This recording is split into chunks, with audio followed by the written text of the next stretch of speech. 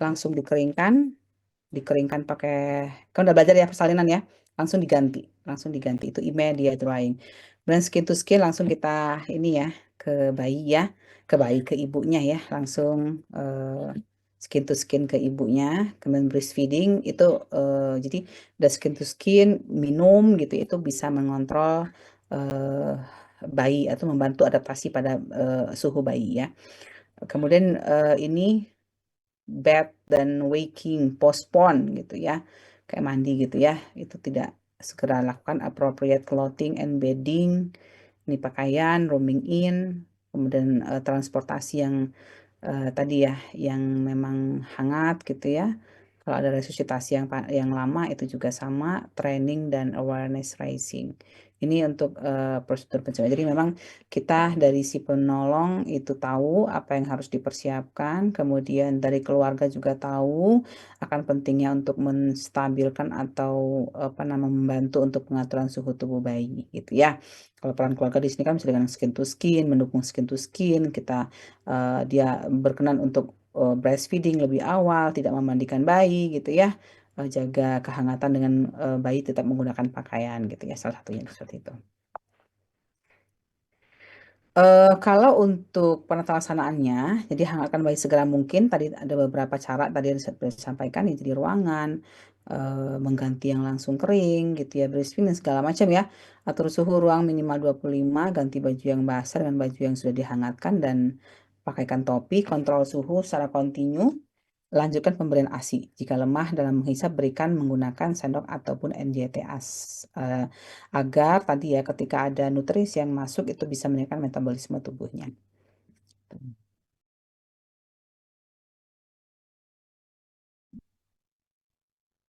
Kalau kalau di rumah seperti apa? Sama ya, skin to skin. Ruangan juga kalau misalnya jendela lebar tutup gitu ya. Ganti baju kalau misalnya dia pipis gitu ya, atau mungkin basah pakaiannya, ya ganti baju dengan basah yang dihangatkan dan dipakaikan topi. Terus berikan ASI secara on demand, dan juga jika bayi lesu dan tak mau menyusu segera bawa ke rumah sakit. Ini kalau rumah sakit ya, hipotermi ringan ini bisa dengan skin to skin ya. Kemudian kalau sedang itu nggak bisa hanya skin to skin ya, harus pakai kasur penghangat dengan suhu 32 sampai 34 atau infant warmer ya. Jadi apa, tempat infant warmer ini kan ini ya, ini kayak penghangat gitu ya. Hipotermi berat, wah ini harus menggunakan inkubator dengan suhu 35 36 ya, lebih tinggi dibandingkan suhu tubuh bayi. Jadi harus disesuaikan dengan meningkatkan bayi, terus jaga kehangatan bayi, kontrol susu secara kontinu, ASI, cek kadar glukosa, ya, dan pantau kemampuan menyusu dan tanda bahayanya. Nah, kalau hipotermi seperti itu penanganannya, jaga jangan sampai kehilangan panas, gitu ya, hipotermi. Penapasan. Kalau hipertermi ini kelebihan ya, dimana kondisi suhu tubuh di atas 37,5 derajat Celcius.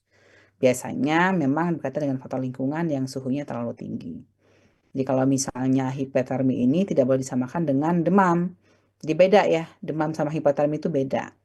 Yaitu peningkatan suhu tubuh sebagai respon terhadap infeksi mikroorganisme atau sumber perdana lainnya.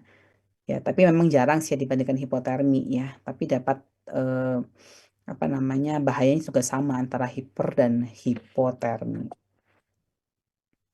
Kalau hipotermi tadi ya, eh, jika suhu di atas 40 derajat Celcius dapat menyebabkan kerusakan neurologis.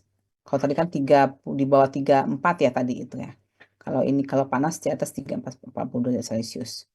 Bayi bernapas cepat, denyut jantung cepat, kulit panas, kemudian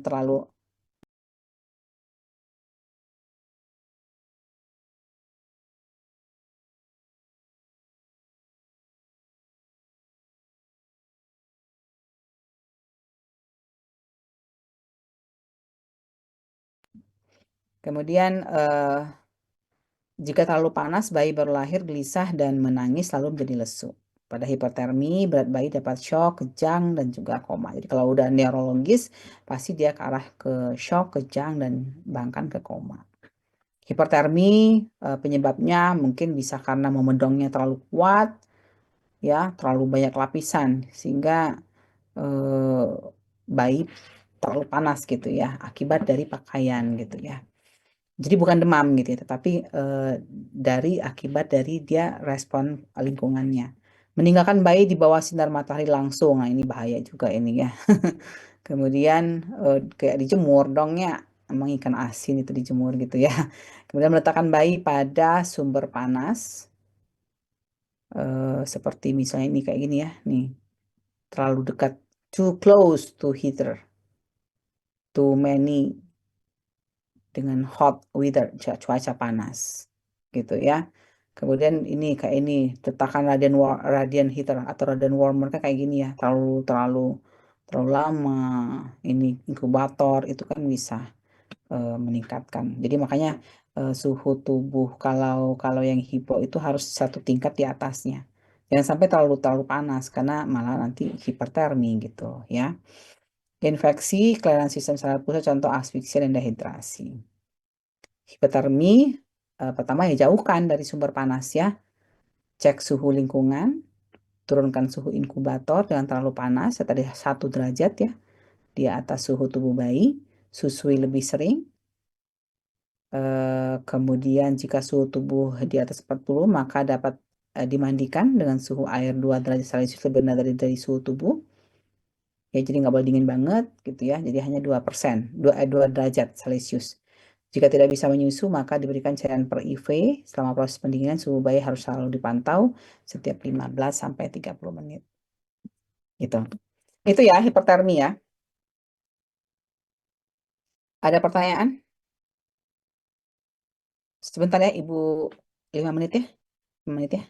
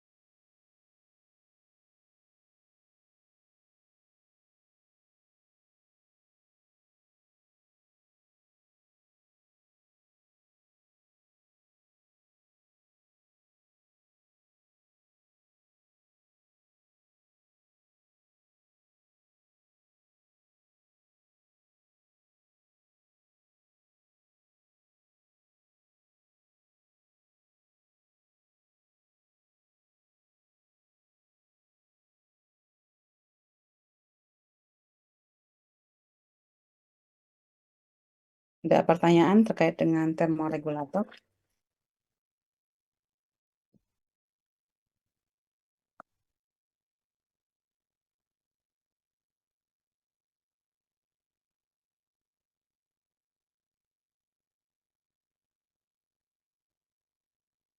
Hmm.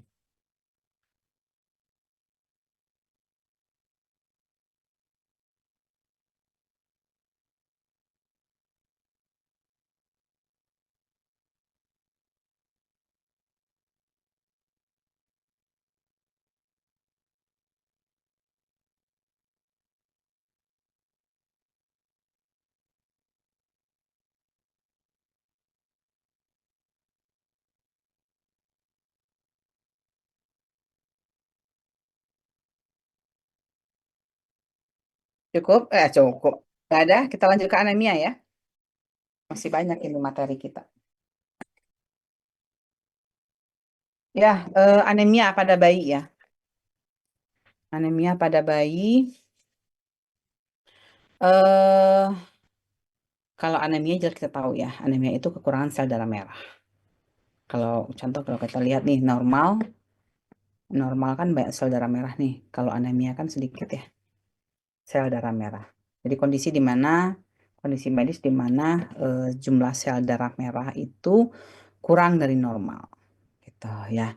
Kita tahu ya fungsi darah itu kan banyak ya. Salah satunya adalah membawa oksigen, membawa nutrisi gitu. Jadi kalau misalnya anemia itu dampaknya kalau kurang oksigen kayak bisa kurang konsentrasi gitu kan ya, nutrisi jadi kurang nutrisi karena memang fungsi eh, sel darah merah itu adalah untuk oksigen dan juga nutrisi.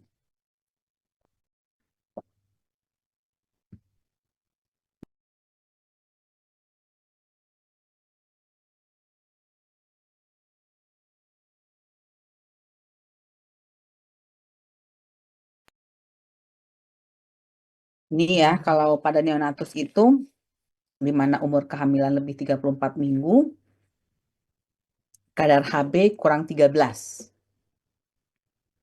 Ya, itu anemia, masuknya ke anemia. Neonatus jika lebih 34 minggu atau matur ya, Hb kurang 13 itu dikatakan anemia. Kalau anemia pada neonatus ini dapat kelompokkan menjadi dua jenis ya, fisiologi dan non-fisiologi. Pada bayi aterm sehat, biasanya kadar Hb ini menetap sampai usia 3 minggu, kemudian turun mencapai kadar terendah hingga 11 gram per dl. Itu pada usia 8 sampai 12 minggu. Ya, ya 2 sampai 3 bulan ya. Tetap stabil selama beberapa minggu dan kemudian meningkat secara progresif. Keadaan ini dikenal sebagai anemia fisiologi pada bayi. Jadi apa misalnya di 14 misalnya gitu kan ya, nurun dia 11. Kemudian naik lagi gitu ya. Itu progresif ya. Fisiologi seperti itu. Tapi anemia fisiologis ini biasanya tanpa gejala dan tidak memerlukan transfusi darah, yaitu pada bayi prematur anemia tidak lebih awal 4 sampai 12 minggu, 8 sampai 12 minggu, 4 sampai 12 minggu, penurunan Hb lebih besar dibandingkan dengan matur ya. Prematur ini lebih besar. Terendah itu 7 sampai 9. Kalau ini kan 11 kalau yang matur ya. Dan usia 4 sampai 8 minggu. Efek anemia ya bisa kematian pada bayi ya karena keterlambatan perkembangan psikomotor, penurunan cadangan besi di otak ya, jadi akan menyebabkan penurunan neurotransmitter ini ya, dopamin, serotonin, ya noradrenalin, menyebabkan perubahan perilaku dan penurunan kemampuan berpengaruh terhadap pertumbuhan dan perkembangan ya. Jadi neonatus anemia pada neonatus ini sangat bahaya sekali karena memang akan mempengaruhi tubuh kenang pasti karena tadi fungsi darah, fungsi sel darah merah eritrosit ya, dan memang tidak hanya sebatas itu juga akan mempengaruhi terhadap sistem enzim dan neurotransmitter lainnya yang tidak hanya tumbuh kembang tapi juga penurunan fungsi imunitas. Nah, ini yang bahayanya ya, fungsi imunitas ini akhirnya kalau imunitas kita turun gitu ya akan banyak penyakit yang menyerang. Etiologi bisa karena perdarahan prenatal ya, misalnya kelainan plasenta, perdarahan antar fetus ya, pada case gemeli gitu ya. Kemudian intranatal, persalinan itu dengan misalnya dengan trauma, ya jadi misalnya dia sepal hematum gitu ya, itu kan darah ya, misalnya gitu ya. Jadi persalinan trauma, persalinan dengan penyulit ya. Kemudian kalau hemolitik ya, jadi umur eritrosit itu sangat pendek. Jadi kalau misalnya 3 bulan, ini cuman mungkin 1 bulan mati gitu. Jadi cepat, matinya cepat. Jadi apa namanya? Akhirnya kurang, eritrositnya kurang karena sel eritrositnya itu cepat mati gitu ya. Terus sama kalau misalnya kita ya, kalau perempuan itu kan ada haid ya, haid. Nah, kalau tidak bisa mengimbangi kehilangan darah, ya, itu maka kita akan anemia juga, kehilangan darah ya, karena perdarahan gitu ya, karena keluarnya darah yang banyak melalui darah haid gitu ya. Kemudian kelainan eritrosit bisa karena imun, penyakit imun ibu, hemolisi autoimun, kalau imun infeksi kongenital, sepsis, koagulasi, intravaskular, dan diseminata. Sepsis jelas ya kita pernah bahas di tema-tema sebelumnya pada waktu tutorial. Bagaimana tuh sepsis bisa ke pembuluh darah dan sebagainya gitu ya, karena memang dia menyerang. Ya, kemudian anemia karena kegagalan produksi sel darah merah. Tubuh bayi tidak memproduksi cukup sel darah merah. Kalau ini cepat mati, hemolitik cepat mati, perdarahan cepat mati, ini produksinya kurang, nggak bisa. Dia produksinya nggak bisa cukup sel darah merah, tubuh memecah sel darah merah dan tubuh memecah sel darah merah terlalu cepat gitu. Jadi memang produksi sel darah merah yang kurang gitu, kegagalan. eh Tanda gejala bayi neonatus ini terlihat dari lelah saat menyusu. Kalau kita lihat normal bayi kan enggak ya, semangat ya ketika menyusu ya.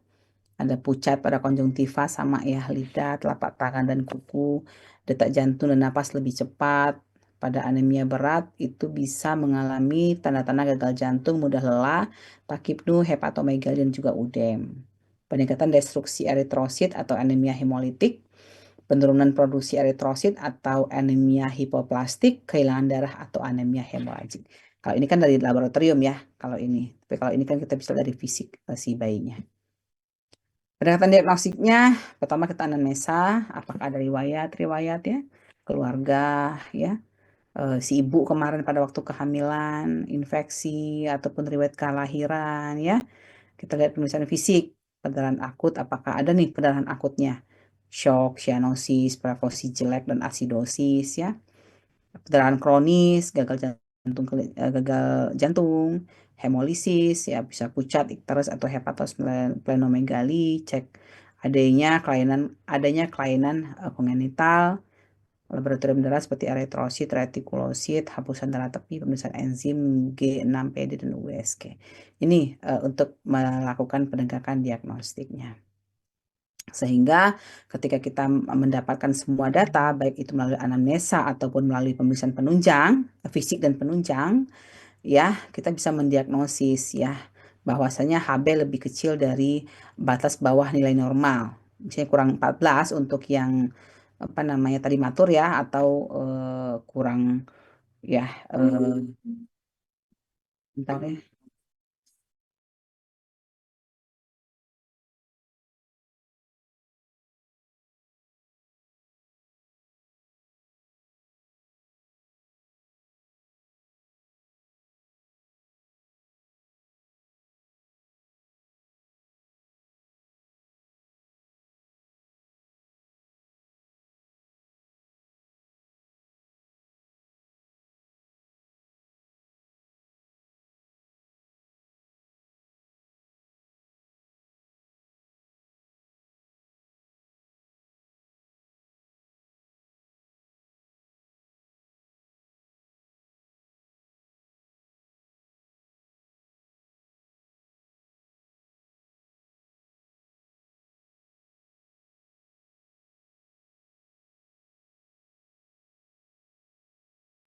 Ya. Kemudian eh, ini ya, data dapat dapatkan dengan melakukan pengecekan HB gitu ya. Pencegahan melakukan penundaan pemotongan tali pusat atau delay cord clamping ya. Jadi biasanya kalau bayi itu lahir langsung dipotong ya. Tali pusat ini ditunda ya supaya transfusi darah dari plasenta ke bayi lebih optimal ya. Kemudian di masa kehamilan ibu yaitu dengan cara mengkonsumsi asam folat ya, Fe, makanan sehat bergizi itu juga bisa membantu pencegahan untuk terjadi anemia pada neonatus. Kalau anemia berat itu transfusi darah memang nggak bisa ada pilihan lain. Kalau misalnya memang eh, tadi ya, misalnya sel darah merahnya itu lebih cepat mati gitu ya, atau mungkin produksinya kurang ya bisa jadi karena bisa jadi penasaran ke transfusi tukar untuk membersihkan antibodi yang ada di sirkulasi atau karena tingginya kadar bilirubin akibat proses hemolisis. Anemia ringan bayi tanpa asimptomatik dengan suplementasi zat gizi gitu ya. Jadi cukup dengan gizi ya kalau ringan ya. Itu ya untuk anemia ya. Kita percepat sedikit ya di Meconium Stein ya. Jadi yang ketiga adalah kita akan Ibu akan menyampaikan terkait dengan Meconium Stein ya. Jadi di mana kondisi bayi itu minum air ketuban ya. Di mana cairan ketuban itu yang kan kalau hamil itu kan dikelilingi air ketuban itulah bercampur dengan feses pertama bayi. Sehingga akhirnya hijau sering disebut dengan ketuban berwarna mekonium, terdapat 5% hingga 20% pasien dalam persalinan dianggap sebagai bahaya obstetrik.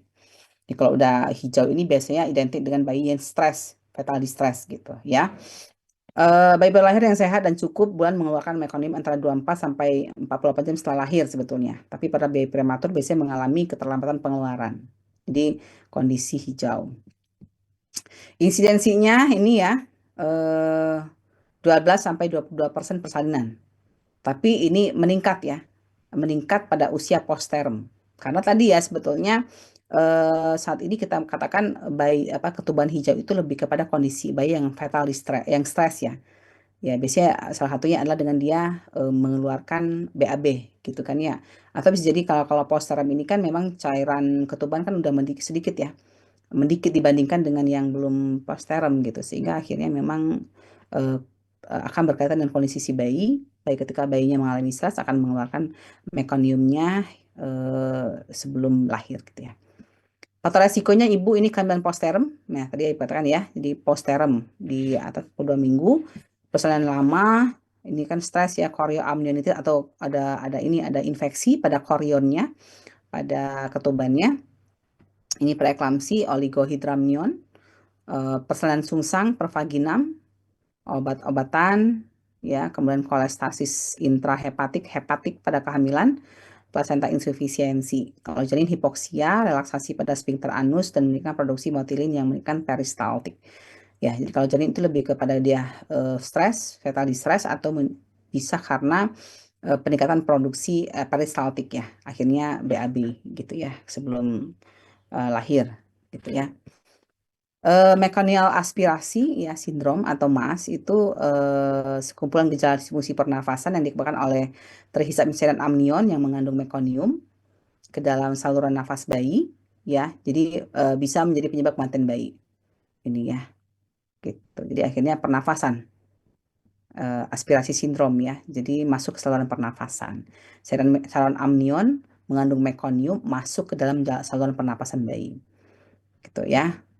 Penyebabnya kalau meconium aspirasi sindrom ini eh, karena sama ya usia kehamilan lebih dari 40 minggu atau lewat waktu bisa karena partus lama, macet ya.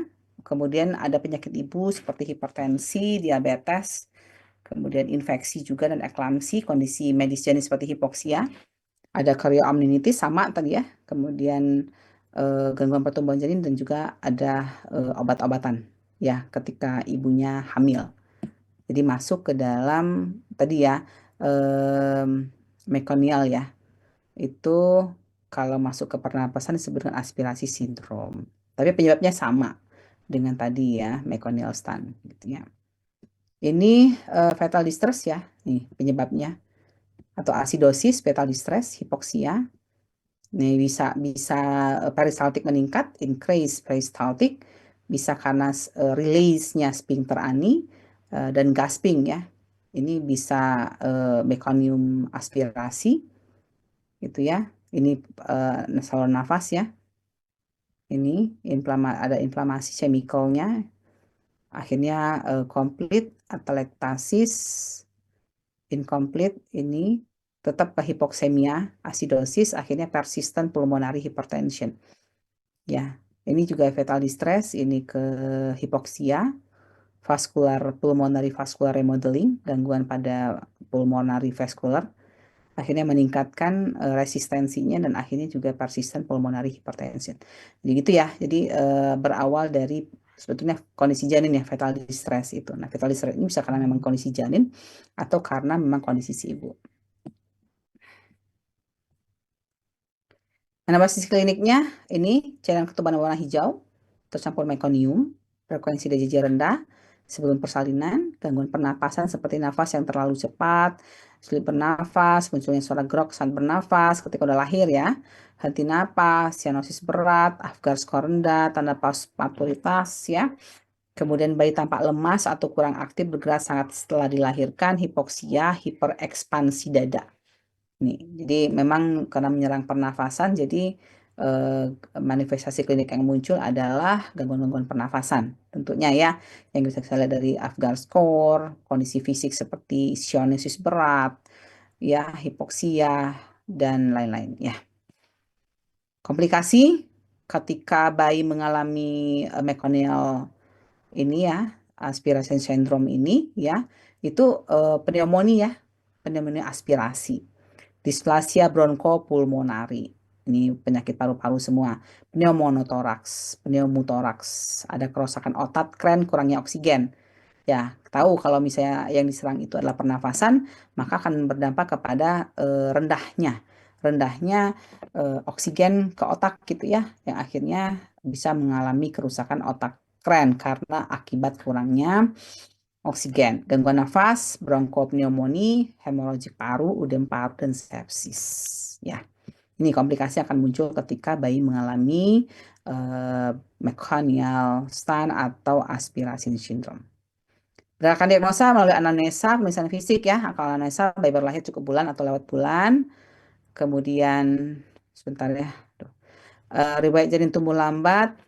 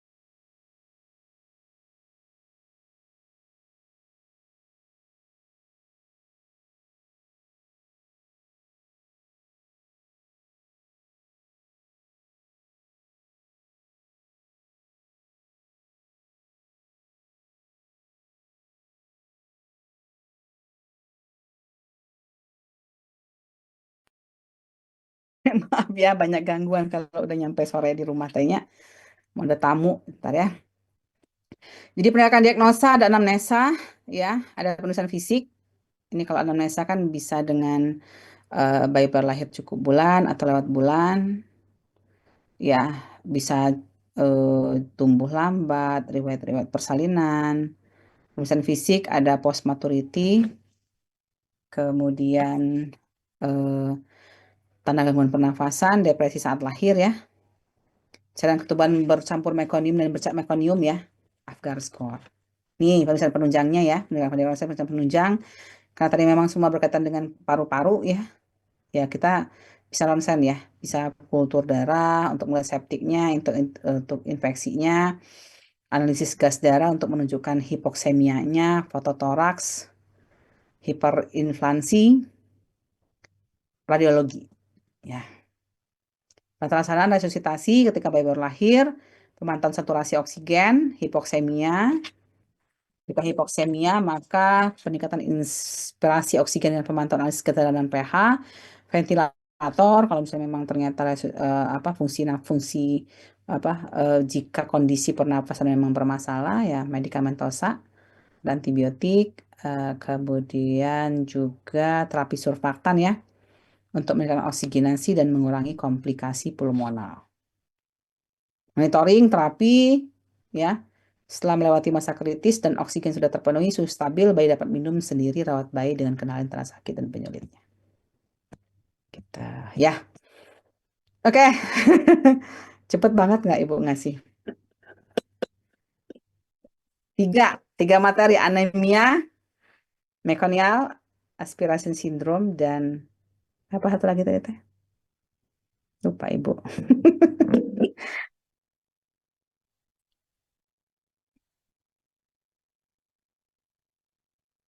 Termoregulator dan termoregulator. Ada pertanyaan?